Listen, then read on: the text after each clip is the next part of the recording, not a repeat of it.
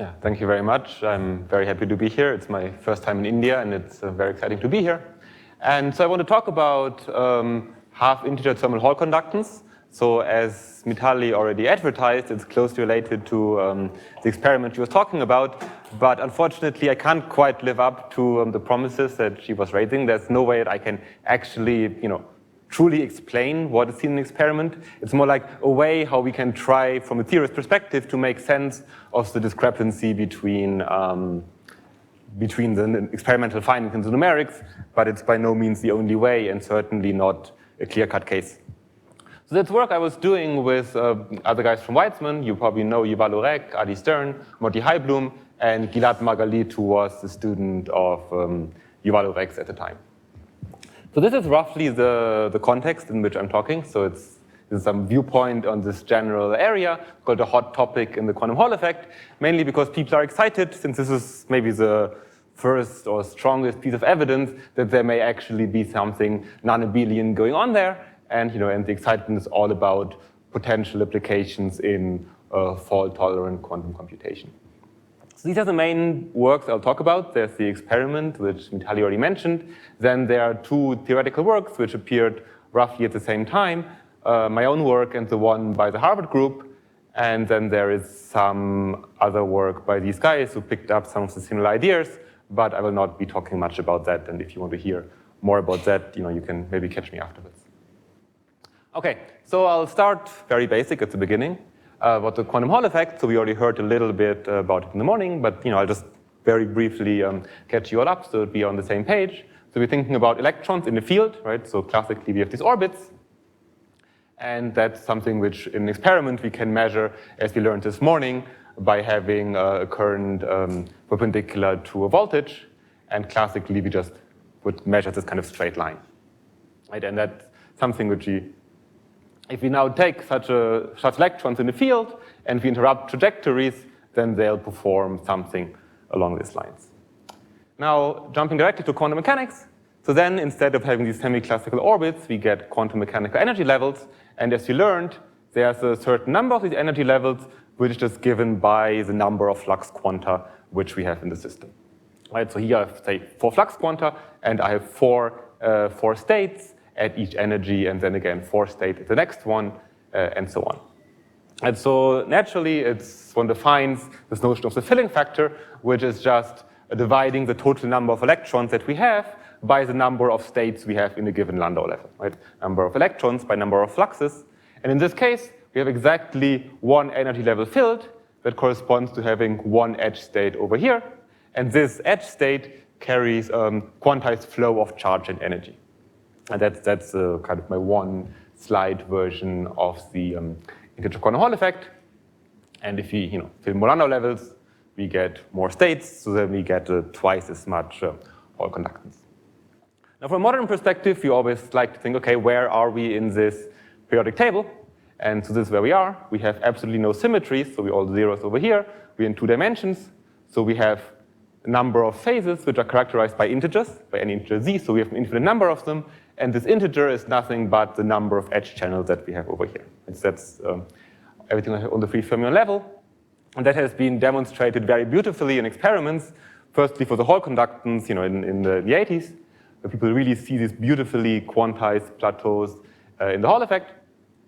Now, in principle, people understood for a long time that if you have this kind of Hall conductance, you must also have an integer thermal Hall conductance in terms of these numbers here, but it took a very long time to actually measure it, and it was only done some 5-6 years ago, in particular in the integer quantum Hall effect. Right, and this again, there's the same integer in both cases, which characterizes both the Hall conductance and the thermal Hall conductance, as is always guaranteed to be the case for free fermions, where any transport properties are always related to thermal ones and the electronic ones. All right, so I'll use this parameter here, kappa naught, to avoid having all these t's and h bars and all the stuff floating around. The important point is just this integer sitting here. All right, so that's really all I wanted to say about the integer quantum Hall effect. So we'll jump straight away to the fractional quantum Hall effect. So we'll hear much more about it tomorrow by Jinandra, particularly about this notion of composite fermions, which I'll be using a lot. So I'll just give you kind of a very brief notion of this, and then for those of you who don't know it, tomorrow you will learn all the details. So now we go to the case where we don't have enough electrons to completely fill a given Landau level, right? So here I have nine flux quanta in my system, so I have 9 single particle states, but I only have 3 electrons, which means I can put them in, in all kinds of possible configurations. On the single particle level, all these configurations will have exactly the same energy because all these states are degenerate. So it's a very large degeneracy, and to lift it, we will need interactions. But of course, that makes it a very difficult problem. We have a problem without kinetic energy, as we heard before, so it's purely interactions. So how do we do this? And the key insight is that it's useful to introduce a notion of a composite fermion, which we can just think about taking 2 flux quanta and combining it with an electron. And when I just replace on the pictorial level 2 flux quanta and an electron by this orange guy, this composite fermion, then what I've realized is a new system where I have now exactly one of these composite fermions per flux quantum, right? Which is exactly the same situation as I started with in the integer quantum Hall effect. So in this case, we can now take these objects and put them into an integer quantum Hall state. We get edge states and all this stuff before. So the analogy is pretty straightforward. So we have edge states in both cases. The important distinction is now that this edge state no longer carries an integer electroconductance, but it carries a fraction. So specifically, the state which I've described for you here is known as the Laughlin 1/3 state. So it has a Hall conductance of 1/3, while the electronic one always had an integer, right? So now that we have this strong interacting system, we're no longer constrained to having integers in our electronic conductance. And in the experiment here, that you can see, this is a plateau, a very nicely developed plateau, where the sigma xy takes the value 1/3 in these natural units. So now everything is fractional, but as Murthy already mentioned, it turns out that any charge-carrying edge state, or more specifically, any edge state which corresponds to some conserved U1, be it fractional or integer, always carries an integer thermal conductance, right? So that's a very strong constraint. So even though we have all kinds of states sitting around here with very many different values of the electrical Hall conductance, we'll always get an integer thermal conductance. So one needs to work quite a bit harder to get a half integer thermal Hall conductance, which is also why this is interesting. Okay, so that's the issue. But just the statement that charge-carrying edge states will carry integers kind of gives us a hint for what we would need to do to get something which is not an integer. Namely, we can just try to mess with one of these conditions, and one that one can mess with is the charge carrying, right? If I go to a system where charge is not well defined, then I can maybe avoid this constraint. So that naturally brings us to think about topological superconductors. So specifically, I want to think about superconductors of a single species of electrons, or spinless fermions. So we know that if we have spinless fermions and pair them, they must necessarily form a Cooper pair with some non-zero angular momentum. That's the only thing we can really do, right? And you can, it's on some pictorial level, maybe analogous to the electrons in the field, where we also have always some kind of winding or orientation. Now, slightly more seriously, we can look at this periodic table. So we start the system with no symmetries. Then we, break another symmetry, namely charge conservation. Then we get a symmetry for free, which is particle hole. So we are down here. And that, again, gives us an integer number of states, right? So that sense has a very strong analogy. And again, we have a complete integer classification, so with an infinite number of possible states. But now we no longer have chiral electrons at the boundary that are enumerated by these integers, but instead we have chiral Majorana fermions. And we can have any possible number of them, any integer.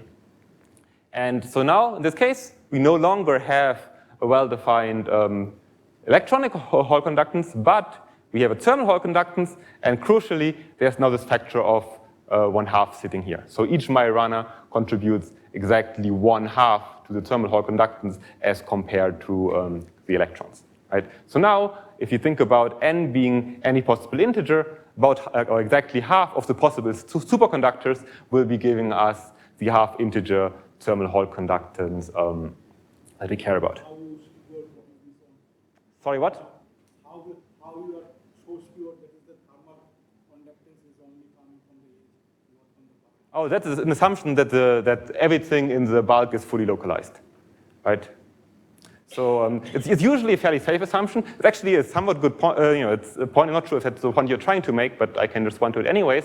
So if we have, say, electronic system like this, then with this order, it's always going to be localized. We guaranteed that the bulk is either critical or localized. There's just no other way. So in that sense, at least on some theoretically purist perspective, we are always safe that in some thermodynamic limit, everything must be coming from the edges. Now, this is not quite true in this symmetry class over here. There's the notion of a thermal metal, which need not localize. And I'll actually get back to this point towards the end of my talk. But for now, I'll assume that if the system is fully localized, then all the contributions must be coming from the edge. And then I can enumerate them in this way. OK? Yeah, but I'll get back to that point. All right. So now let me give you an idea, again, why we care specifically about this half integers. You might say, well, integer, half integer, what's the big deal, right? So let's take the system over here. So now we have, some number of Kyle-Majorana modes at the boundary, and they all move in the same direction, which means they're absolutely 100% stable. There's no way you can do anything about it, right? Because if one scatters to the other one, they're still moving in the same direction. So that this number, that's why it remains quantized and cannot actually change even if you, chop out a piece of the edge or something of the sort.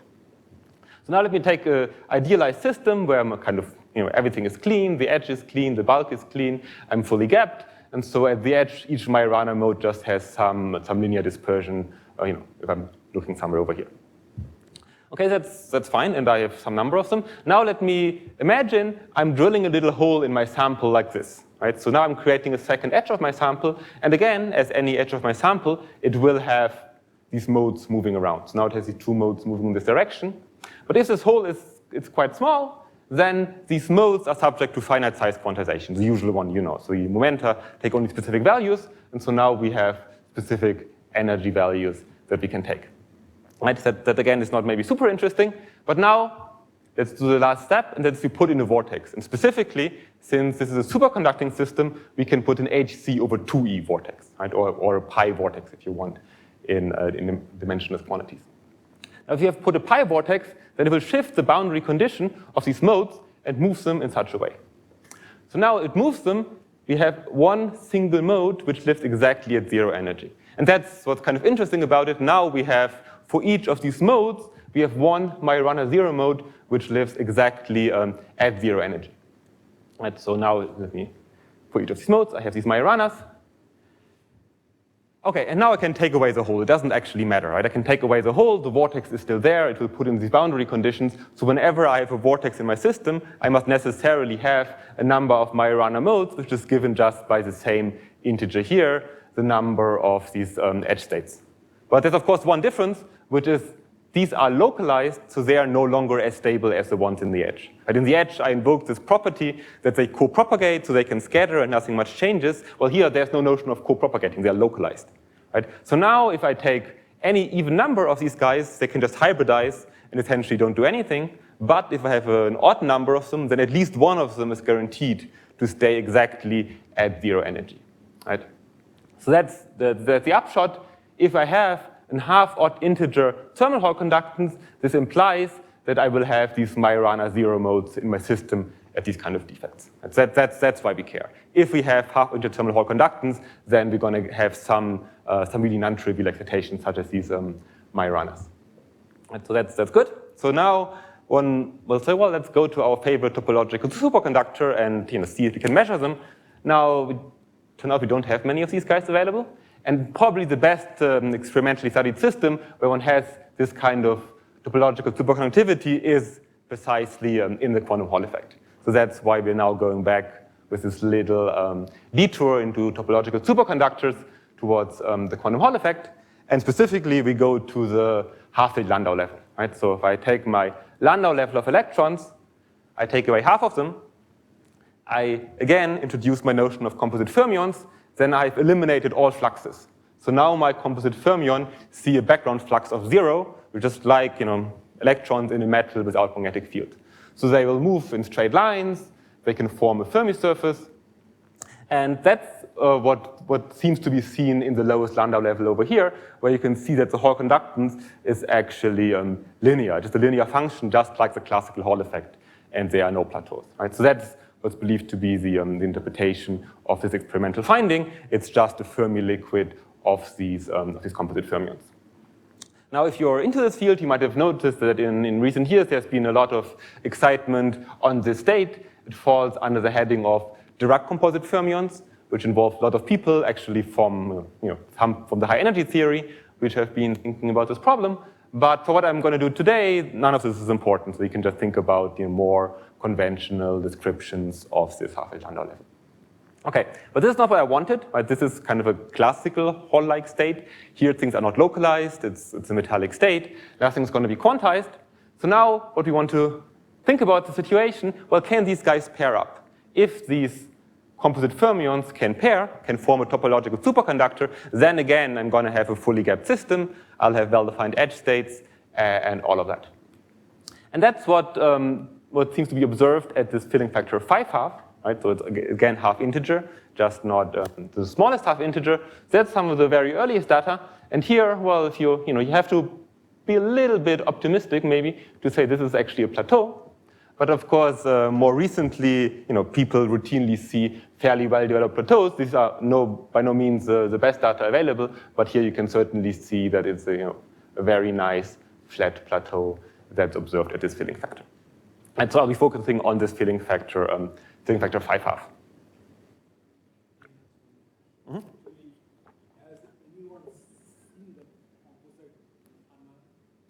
Yeah, so there's actually some quite nice experiments for composite fermions, which you can see. There's some notions called cyclotron resonances. So people can really see kind of resonances in some superlattice potential, which corresponds not to the physical magnetic field, but which corresponds really to this kind of residual magnetic field. Kind of if you go very, very close to here over here, then you'd see resonances which seem to be kind of composite fermion, forming like big orbits in a very weak residual magnetic field. So it's work from the 90s. I should probably not be talking too much of it right now because it will distract me from my talk, but I can give you the reference afterwards if you don't. I think the title is How Real Are Composite Fermions? It's some PRL, I think, from the 90s. Okay, so now we're at 5/2, right? So at 5/2, in my picture, we have two completely filled Landau levels, and we have one half-filled Landau level. So it's useful to treat them separately. The fully filled ones are simple. We know exactly what they do. That's the integer quantum Hall effect. And then there's the more complicated one, which we can deal with separately. So the integer ones, they just give us the integer edge states. And we know that they contribute to the Hall conductance, and the thermal Hall conductance, the integer of 2. Right? So that's the simple part. And now we have to deal with this half-filled leftover Landau level. And for that, we'll use this trick of introducing composite fermions. Right? So here they form this composite fermion metal. But then I want to describe the state where they form a superconductor. Now there's a little bit of a subtle point that this gives you an extra charge mode, which contributes to the electronic Hall conductance. It kind of follows directly from the filling factor, but I don't have a very good pictorial way for that. So that's the extra contribution from some charge mode, which you just get whenever you have this extra half-L Landau level. But then there's an extra contribution, right? This is a half integer contribution, and it contributes an integer to the thermal Hall conductance because it's a charge-carrying mode. And as we know, all charge-carrying modes give us integers. But there's now an extra piece, which depends on the number of Majoranas. It essentially depends on what is the superconductor, what kind of superconductor is formed by our composite fermions. And that's some number which, a priori, we have no idea what it could be. Essentially, that's something which we need input from experiment, from numerics, and so on, because I don't think there's any good reason for this to take any particular value. So before I'm going to what experiment and numerics tell us, it's useful to take a different perspective on this thing, which is the notion of particle-hole symmetry. Right? So not committing to whether I want particle-hole symmetry to be present. For now, it's just a different way of looking at this filling factor at these states. Right? So previously, I've said, well, 2.5 is 2 plus a half. So now instead, I want to say 2.5 is 3 minus a half, which I should be free to do. So now I have 3 fully filled Landau levels, and I subtract 1 Landau level, or equivalently, I'm adding 1 partially filled Landau level of holes. And that should give me exactly the same as the 2.5, which I wanted. And now having this, I can go through exactly the same exercise, which I've just been doing. All the integers will give me integers. So I now have 3 to sigma xy. I have 3 to kappa xy. That's easy. I now turn these holes here into composite holes and pair them up. That again gives me this 1/2, which I needed. So I have again the 5/2, which is good. Should have the same physical response property. But now I'm getting 3 minus 1 in a different number of Majorana fermions, because I've just used different objects to pair them up. So I get the same electrical conductance, but some number expressed in terms of this different integer and Majorana bar. But of course, I've just used different terminology. I'm trying to describe the same state. So these two descriptions should better be the same. And what this tells us, so if I'm comparing them, what it tells me is how does particle-hole transformation, if I have a particle-hole symmetry and I apply this as a transformation, how does this n Majorana, and consequently how does the thermal Hall conductance change under a particle-hole transformation? And that's what it does. So if so the number of Majoranas becomes -2 minus n. Okay. Now just small point to avoid any confusion. So this symmetry in recent interpretation, it's something which looks like a time reversal symmetry for Dirac composite fermions, which it need not be a symmetry of the system. Right? And typically in real experiment, it's not going to be a system. In real experiments, you never have an exact particle-hole symmetry because you're mixing different Landau levels and whatever. But of course, there is something like a particle-hole symmetry, which you have just by virtue of being in a superconducting system. Right? Whenever you're a superconductor, you have kind of a free particle-hole symmetry. It's there, but it has nothing at all to do with this electronic particle-hole symmetry. And when I talk about particle-hole symmetry, it will always be this guy over here and never the one that we get by forming a superconductor. But that's maybe a side remark. If you didn't worry about it before, don't worry about it now. And let me instead just write down a couple of well-known states that we can have over here. So the first and the most well-known one is the Moore-Reed-Pfaffian state over here. It corresponds to n equals 1, which means that we have one single Kyle-Majorana mode which propagates in the same direction as all our charge modes. Right, that's what n equals 1 means. But then there are all kinds of different states which have been proposed over the years, and you can see there's actually pretty big time gaps between when they were proposed. And the only substantial difference for the purpose of this talk is just this integer over here. But of course, there's an infinite number of these states. But what's special about the ones that I've written down is that they are arranged around this particle-hole symmetric point. Because recall, I said under particle-hole symmetry, n becomes -2 minus n, right? So 1 becomes -1 minus 2, which is -3, right? So this one maps onto this one, this one, and so on. And this particular state over here maps onto itself. -1 maps onto -1, which is where the terminology pH-Pfaffian, particle-hole Pfaffian, comes from. It's the state which is compatible with particle-hole symmetry. All right. Yeah.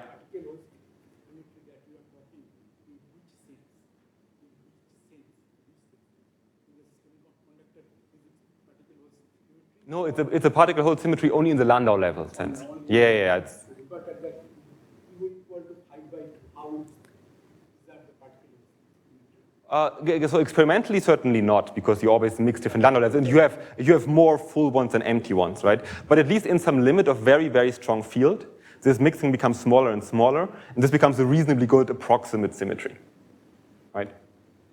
And, I mean, as a theorist, you're allowed to think about it as an exact symmetry as a device, but in real experiment, it will at most be approximate.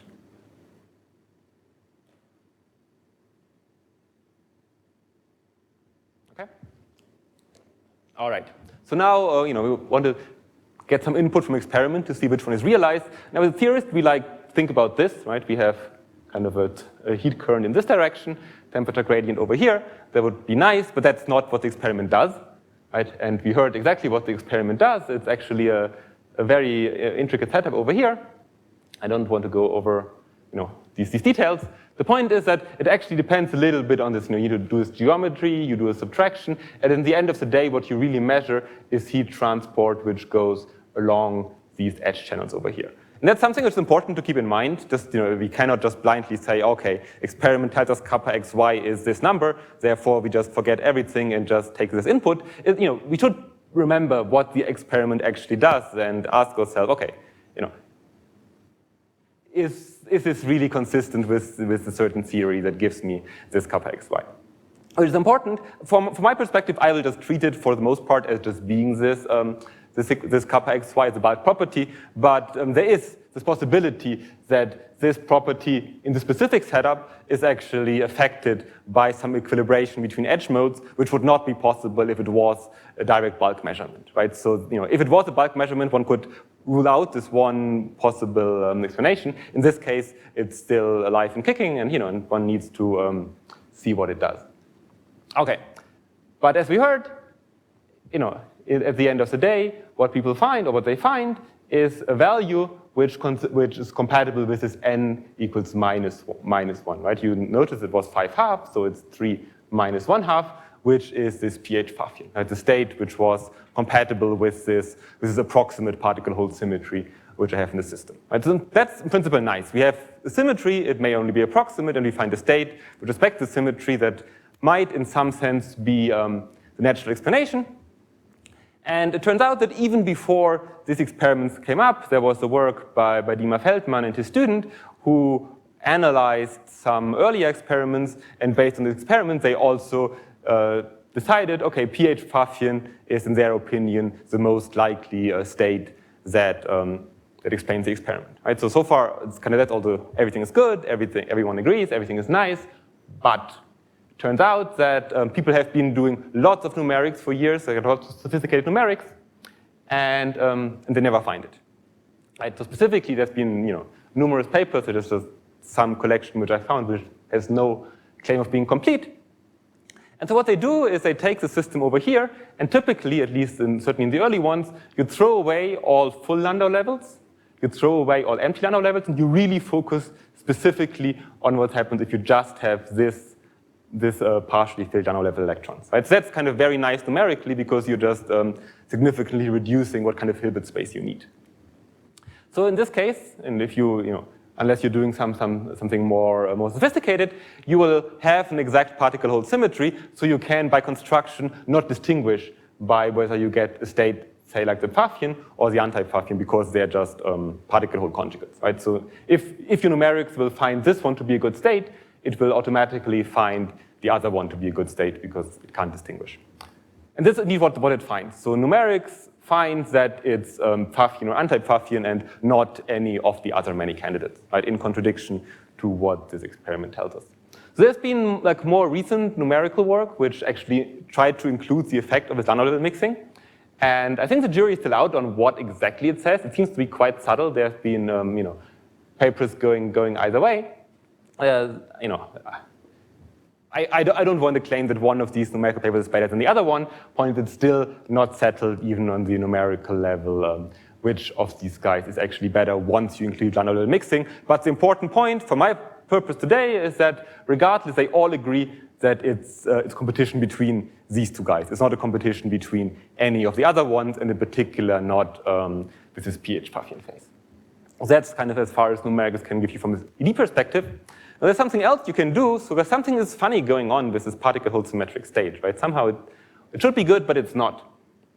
So what one can do is just write down this very simple trial wave function for the state. And I'm guessing after tomorrow's talk, you understand these kind of wave functions a little bit better. This is essentially a way where one takes the Murthy wave function, which would have no stars over here, and just complex conjugates this Pfaffian factor, which one can roughly view as just changing the orientation of the Majorana mode. So that's a little bit of a not very pleasant to handle wave function, because it contains both kind of complex holomorphic and anti-holomorphic pieces, like both Z and Z bars. So if you actually want to have this in a given Landau level, you need to work quite hard, and there's no very efficient way for doing this. So you can even just, if you just want to look at this wave function and analyze it, you have to work quite hard for even small particle numbers, which you can use with ED.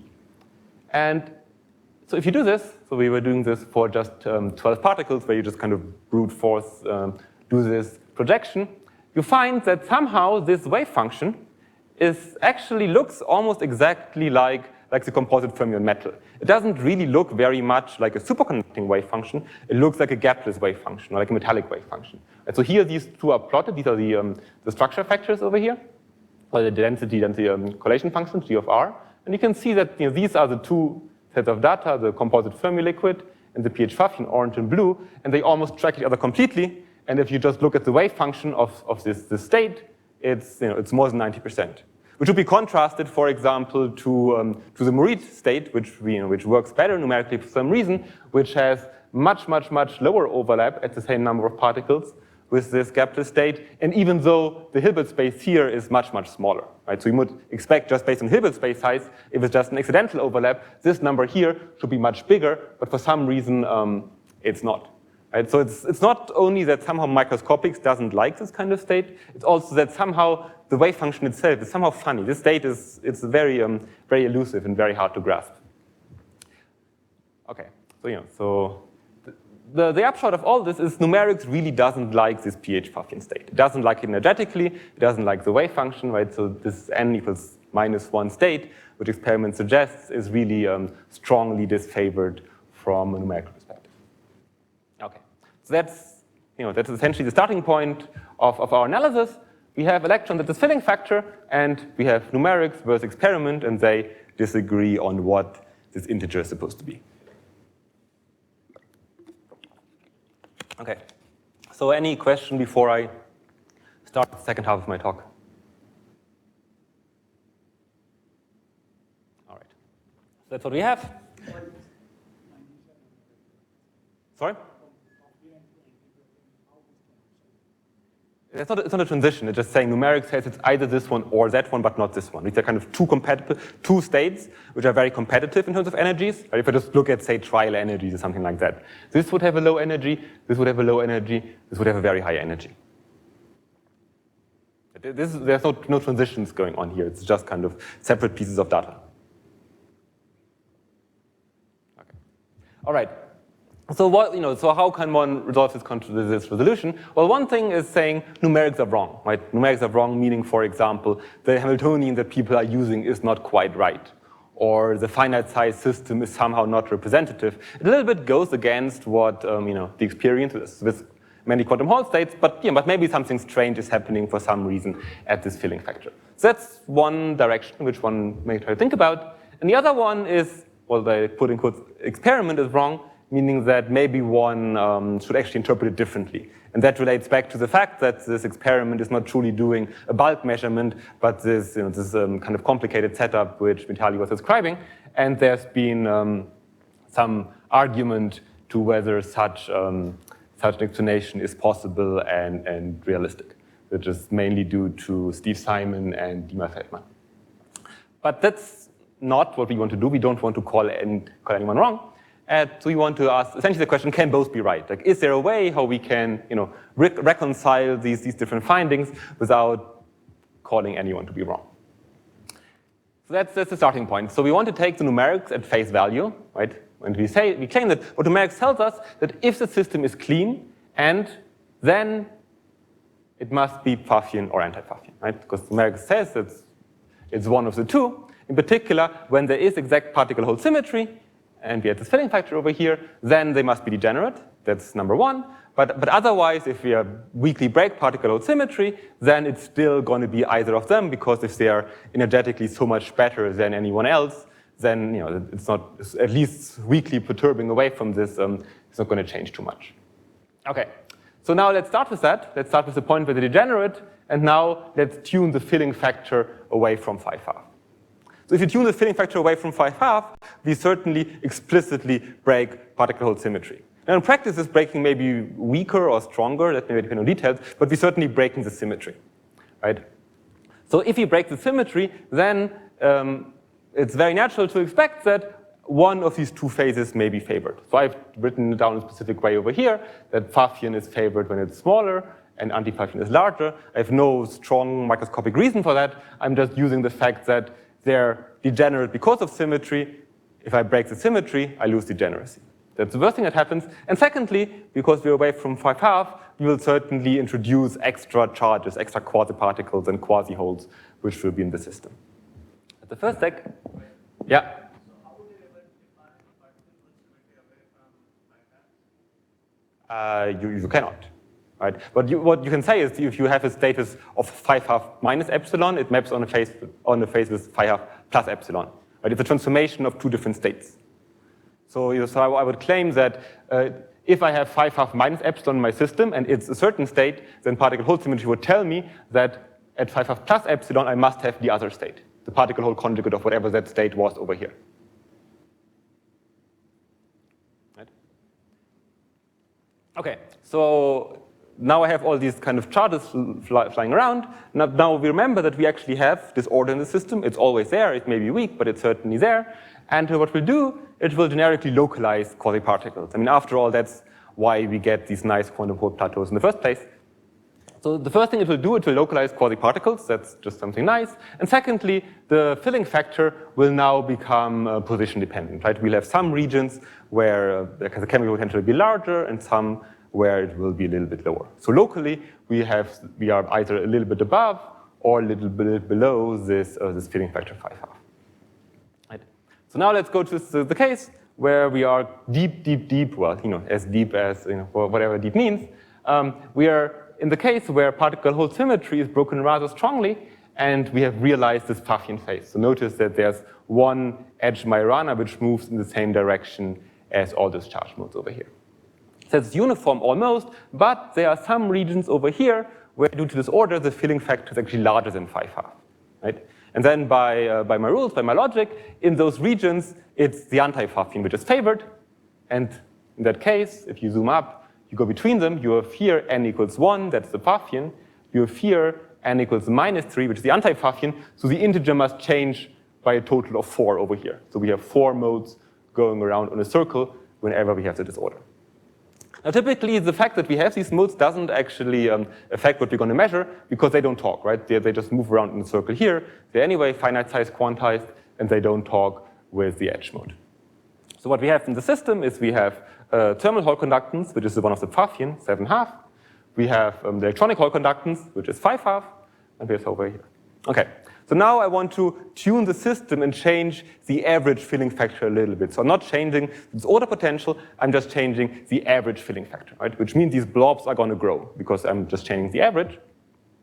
And eventually, the edge modes are going to start hybridizing, right? So in this case, the outermost one here is hybridizing with this one over here.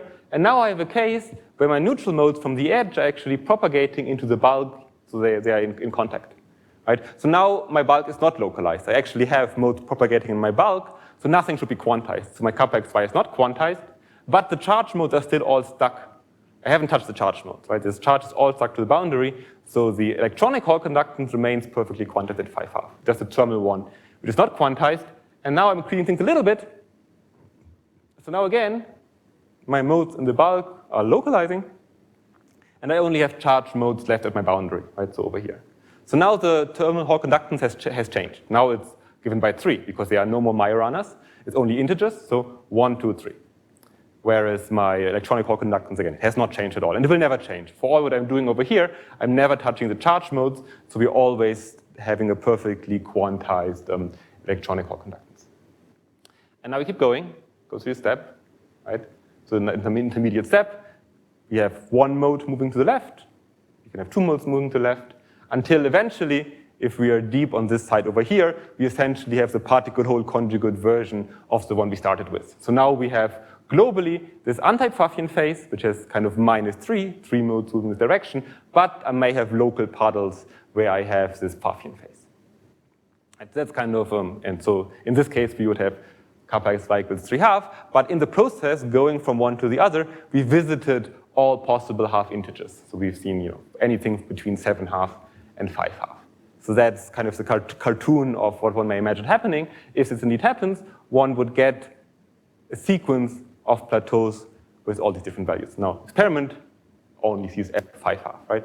But what this cartoon predicts is just like this. So it actually turns out for the reason that I already alluded to a little bit, this thermal metal possibility. It's actually very difficult to study these superconducting symmetry classes in 2 dimensions, even from the free fermion level. So let me tell you about one model, which behaves very similarly, we believe, where I can do things, at least numerically exactly. Which is, I want to go to 1 dimension lower, I still want to have a superconductor, and I still want to have this Z classification, so that, to have the analogy be as close as possible, and that puts me in the periodic table over here as class BD1. So now I'm just doing BD1.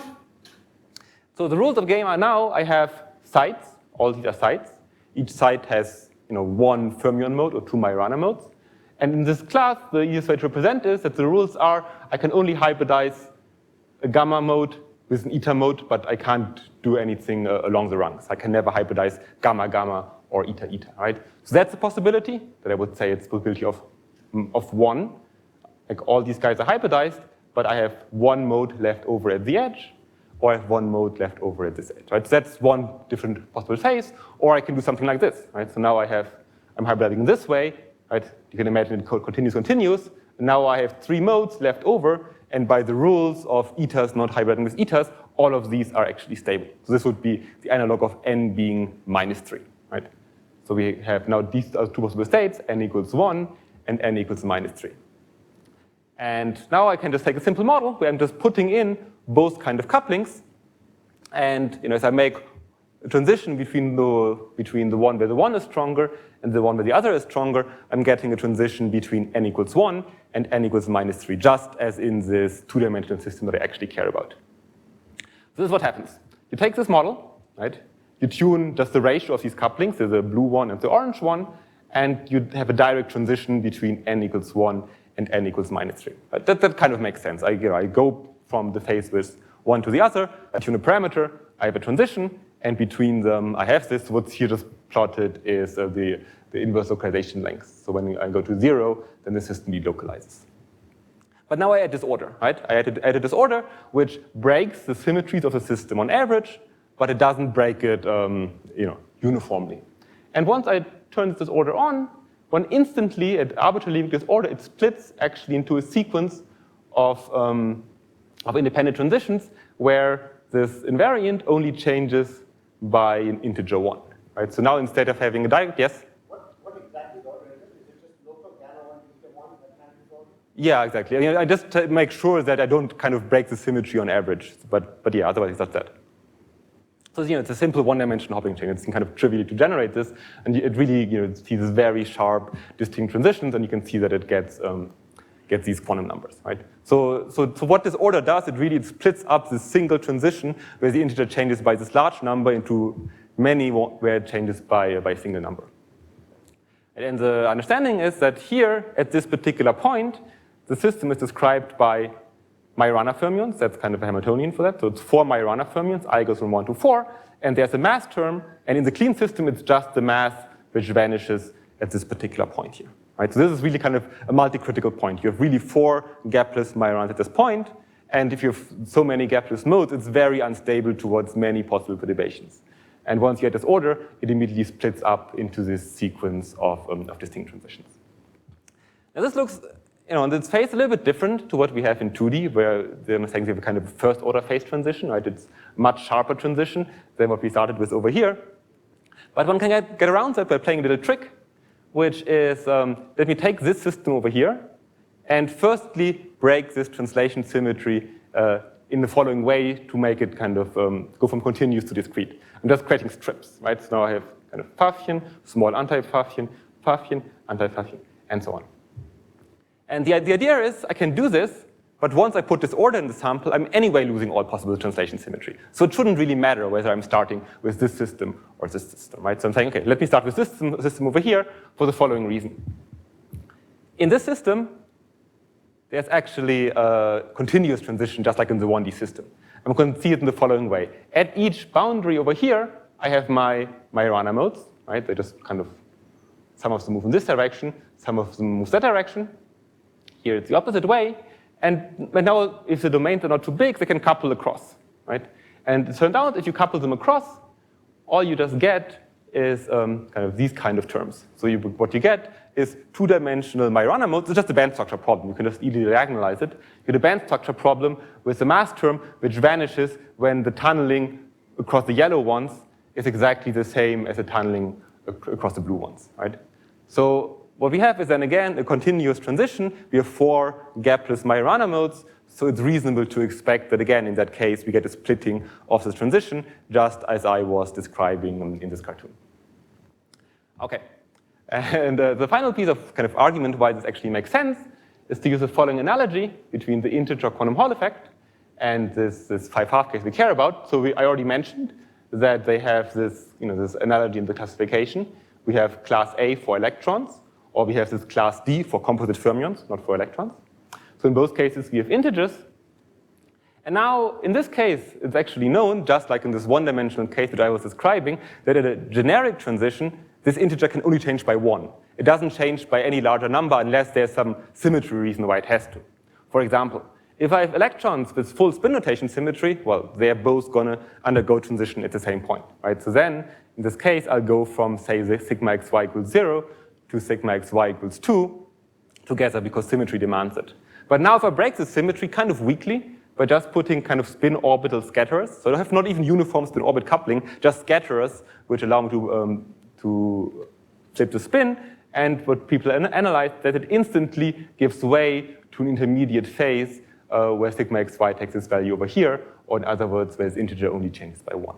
It seems to be a very generic thing on this band structure level that once you weakly perturb such a point where the transition has too big of a change, then you will get intermediate phases. And they're really intermediate phases. It's not a sharper transition. You can really see there's some extended parameter space now where this phase exists. So by full analogy, I would argue that in this class D, one would also get generic transitions where this integer only changes by 1, and that's the phase diagram which I arrive at from this cartoon thinking. Right? At the clean case, I have a direct transition between 7-half and 3-half, which is ensured to me by, by the cleanness of my system, where my numerics tell me it'd be Pfaffian or untype Pfaffian.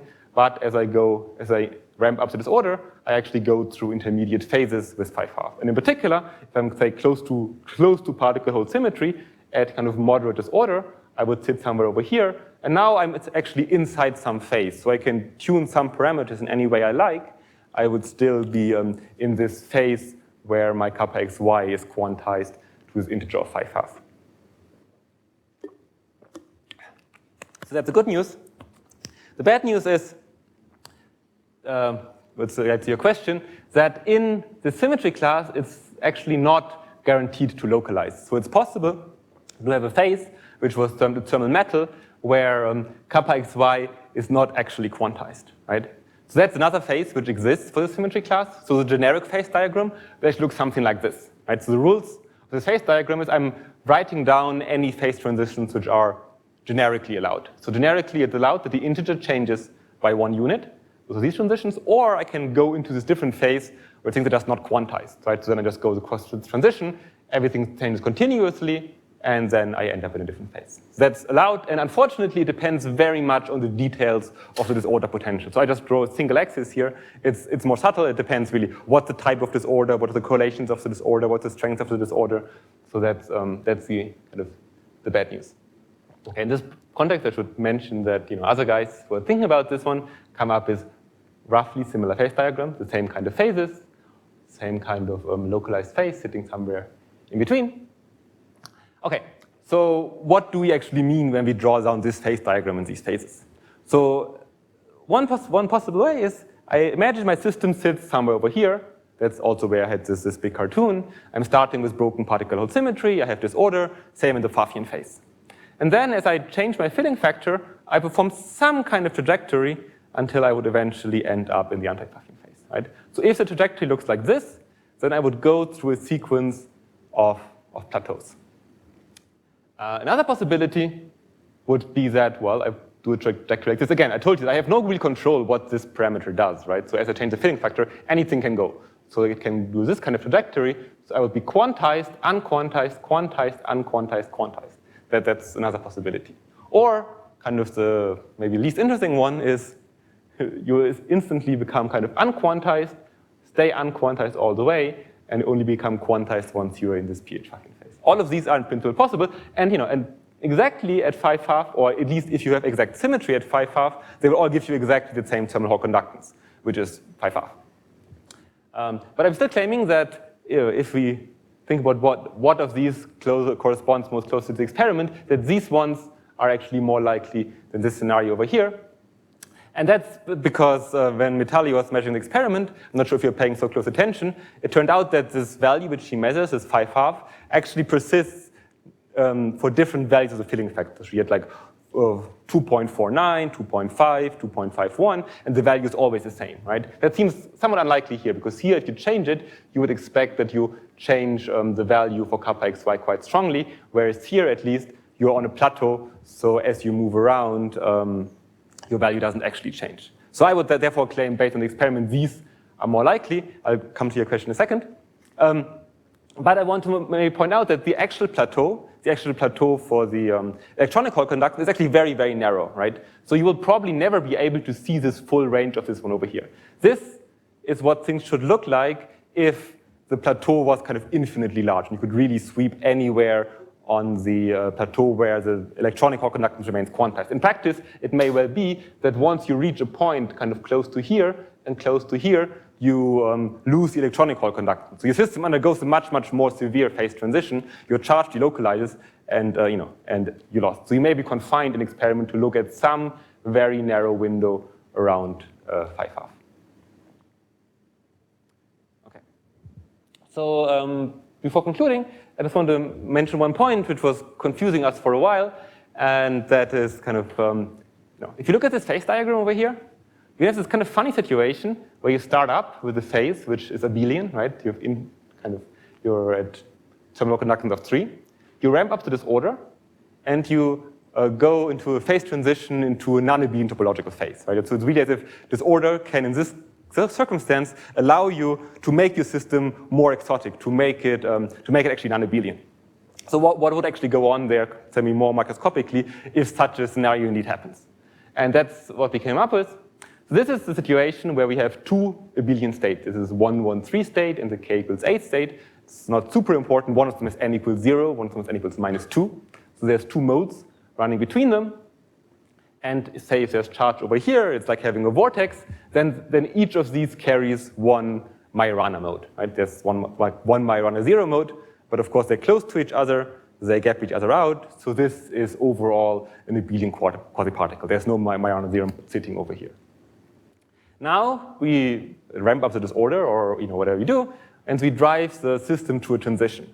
And what happened at the transition is one Majorana mode kind of starts percolating through the bulk, which is over here. So now this Majorana mode becomes delocalized throughout the entire system, and the second one remains stuck at this quasi-particle.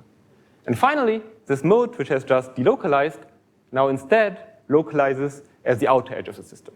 Right? So we have still exactly the same number of modes, but now we have a large spatial separation between the two 0 modes. One is outside, one is inside, and now the one that sits over here actually is a true 0 mode, which will give you, if you have multiple one of them, ground state degeneracy, braiding properties, and all that.